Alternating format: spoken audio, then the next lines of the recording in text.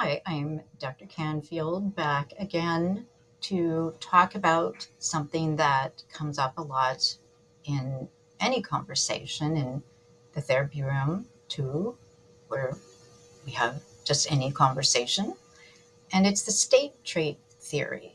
And what generally we refer to as this framework is the differentiation between something that's temporary, that might be more situational and learned, versus something that's more intrinsic, such as a trait that is more consistent and that we tend to say, was I born with that? And that can be, oh, was I born with that? Or were you gifted with that? Were you skilled, or were you born with some predisposition? This was examined beginning in 1992 by two researchers, and I've listed their names here, and was preceded by the trait theory, which we'll turn the page here. And so looking at the trait state versus the trait theory developed by Dr.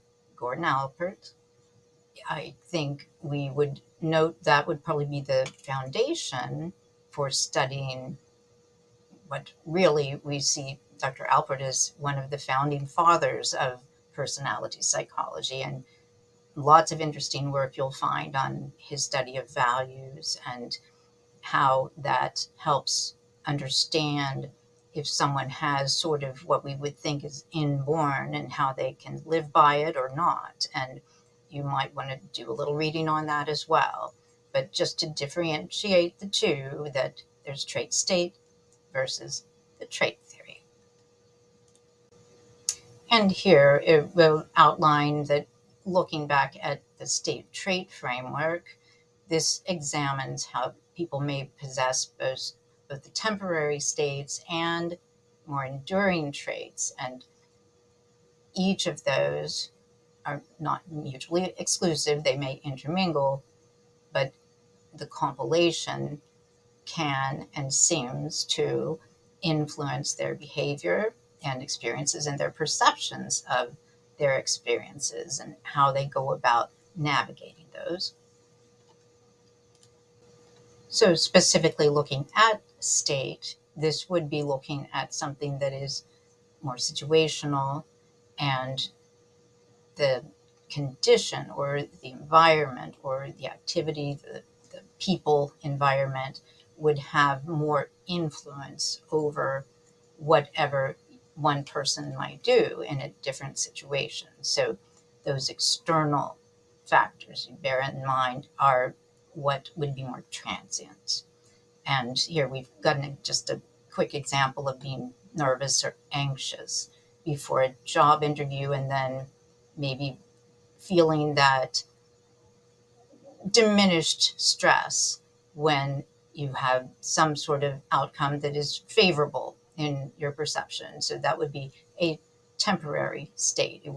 If it were to continue, that would be a different module.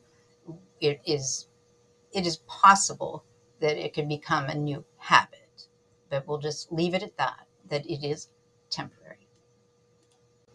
And then looking at trait, we would see that this is something that is more enduring, perhaps more intrinsic, something that you might be born with. We might say nature over nurture, something that would maybe be less influenceable by external factors.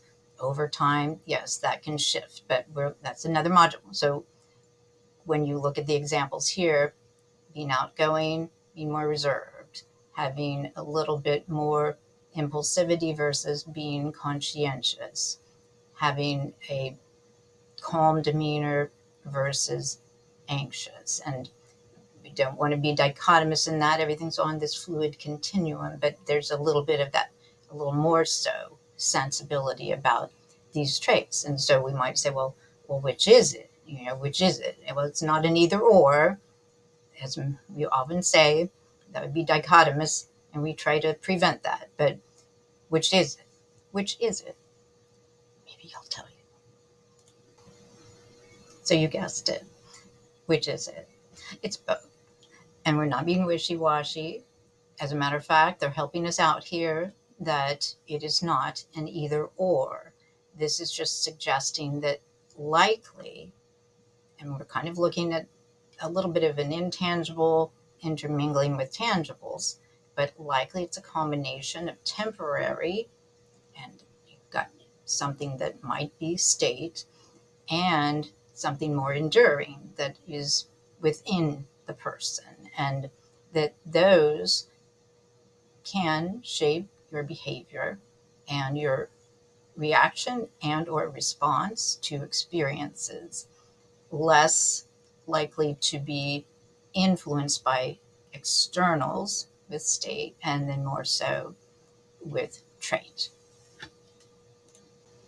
And so you might think, well, what does that matter? What are you talking about this? What does it matter? Well, it's interesting how sometimes we say this is a catastrophe and it's because we burned dinner, but it feels like a catastrophe. But that would be an example that's very simple, but it could be linked to something that is not so simple.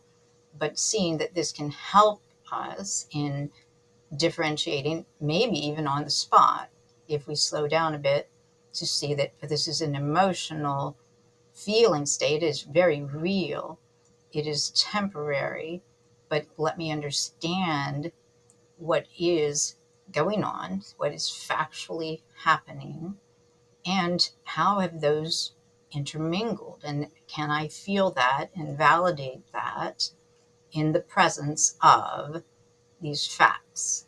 And that's part of it. It also helps us to look at things that we would like to change. So that if we were to tell someone that, well, you may have been born with this, okay, well, that lets me off the hook. Well, it depends. Is it getting in the way of something? My partner said so, or my roommate says so. Okay, well, do you want to keep with that person? Well, probably. Well, then maybe it's linked to something that you do believe in. So respect probably would be one of those things. So let's think about that. Oh no, but what if I'm having trouble because of the trait? Are you stuck? And oh no, what if you have a trait? Does it mean that your strengths could just whisk away? I mean, just like vanish. Oh no.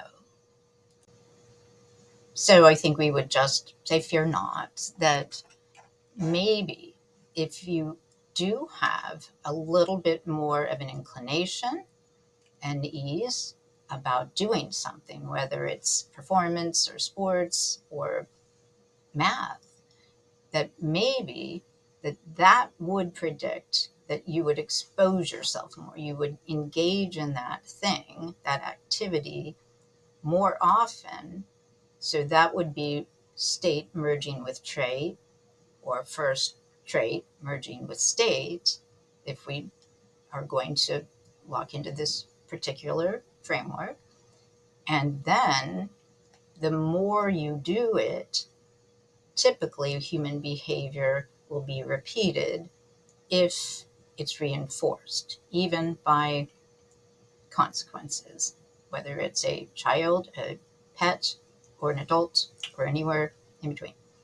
So reinforcement could be satisfaction, pleasure, excitement. Oh wow, I threw the ball in a more efficient way. I was hitting the ball in the way I meant to, or I put it through the basket hoop, or I played that musical piece, and most of the notes seemed to line up with what I was reading on the sheet. And so that would give reinforcement that might be within the person. What is it? It sounds kind of like that combination of chicken or the egg kind of thing, but there might be more of an origin, maybe. And that's where I think we'd have to say nobody knows, and it's bothersome to people. But in a way, that's good news, because there are things that we want to change for the this way or for the this way. And to know that, well, I don't like that, or I do like that, I want more of that. What if I don't have that gift, or whatever that intangible thing is people keep talking about, but I want to do the thing? Well, yeah, you can do that, whether it's skill building, repetition, learning by doing, studying, learning by doing, and then even teaching by talking about it is the kind of the learning triad. So yes, that can be done. But looking at it from this framework, it is helpful to think that this sort of merges and distinguishes, and that it's okay either way, that we can be incorrect and we could be a little bit more in this direction on something, but it's having this understanding so we don't get in our own way and think, well, now that I can't do that, sort of like diagnosis can be a limitation, it can be helpful. But if, well, that's the reason I do that, and so we're done. That's a reason, rather than, well, I might do it in a different way. And so you might quite understandably say, what if I have a habit that seems to be trait based? Maybe. Do I have an excuse, a reason?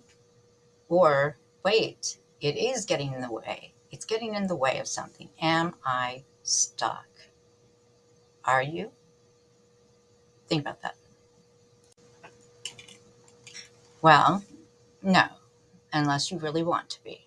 So, if you are aware, awareness is a key step. It helps you to remember in advance to slow down. And as you see that it is uncomfortable, that you are doing something that undermines something you believe in, that which we actually call cognitive dissonance, is a discomfort that is a clue.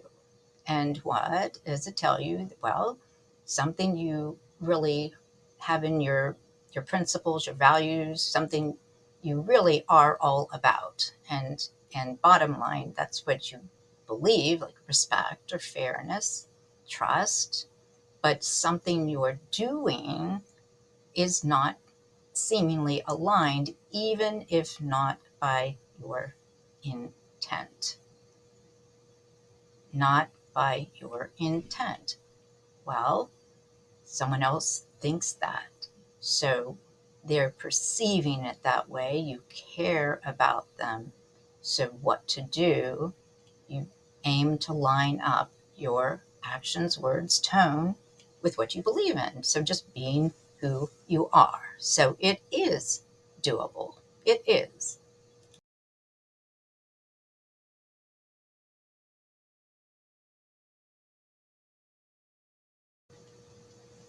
So again, fear not. Awareness is everything.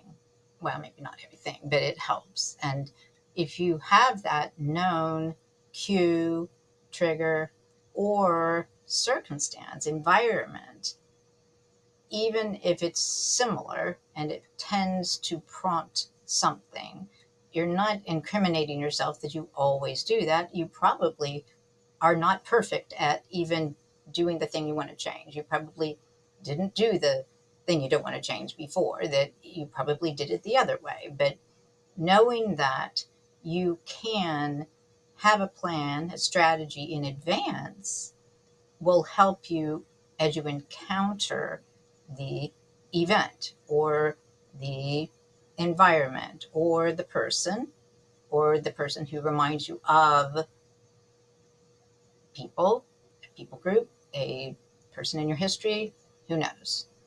But the plan is to help you. You have a few options, a few tools, if and when the circumstances occur. And if it's a known habit, pattern, then it seems that something has prompted you in the past. So you'll be ready and you'll have a few different options so that you're not blindsided. You really can't be blindsided if you have a plan for being blindsided. So this is sort of that plan.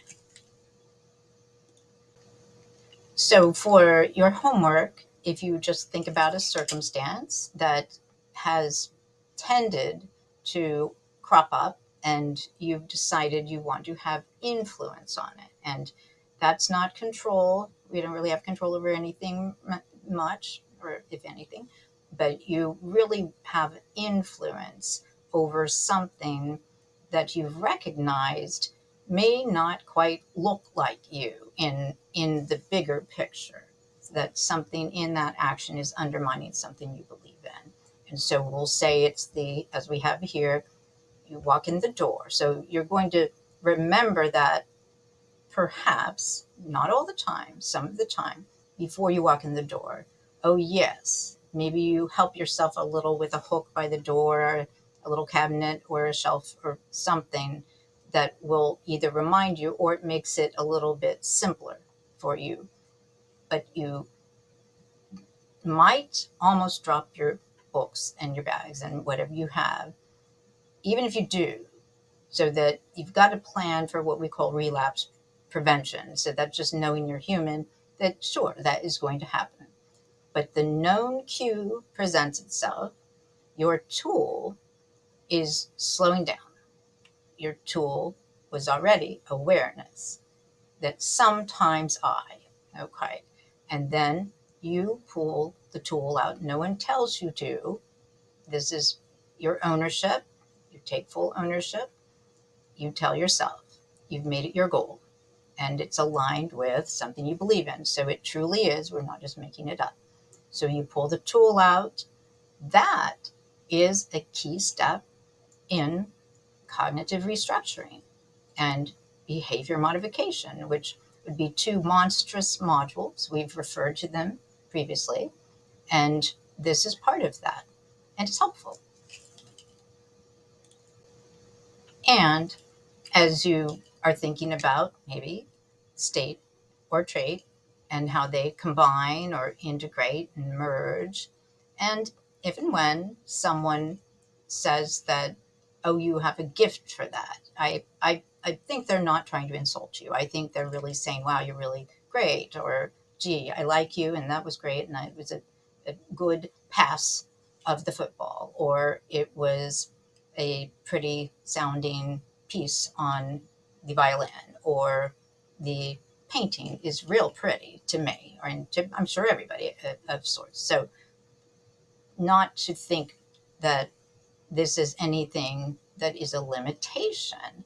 And the fear not moment there, and it's not fear, it's not a catastrophe. If maybe you feel like you've kind of lost your stroke, or you're not as sharp, on the piano or the violin or throwing that football. Well, how did you get there? And that's what's so cool, because you did skill build alongside that. And mentioned before, maybe there was a predisposition. There's a separate module for the diathesis stress model, that a certain brain has a sort of a predisposition. If given circumstances, it is more likely in this individual that that would be aroused, or it might pop up. And that could be something that we don't find favorable or otherwise. So you might think, what if I have this intangible thing? How did I even get it? What if it goes away? Well, the good news is, somehow, if that was there and you were predisposed of sorts, and then you did the thing, that's really how you got to that next step. And so you can replicate that. You were not blindfolded, probably, as you got there. You didn't have your fingers in your ears all the time. And you remember your roadmap to those manageable steps. Yes, maybe there was something when you were 2, 3 years old that sort of got you interested in it. Maybe you did throw the ball, or maybe you looked at the violin in the picture. But whatever it then was followed by skill building. That's it. Trade or state, were you born with it or not? You decide. Thanks for listening, and I'll see you around. I'm Dr. Joy Canfield.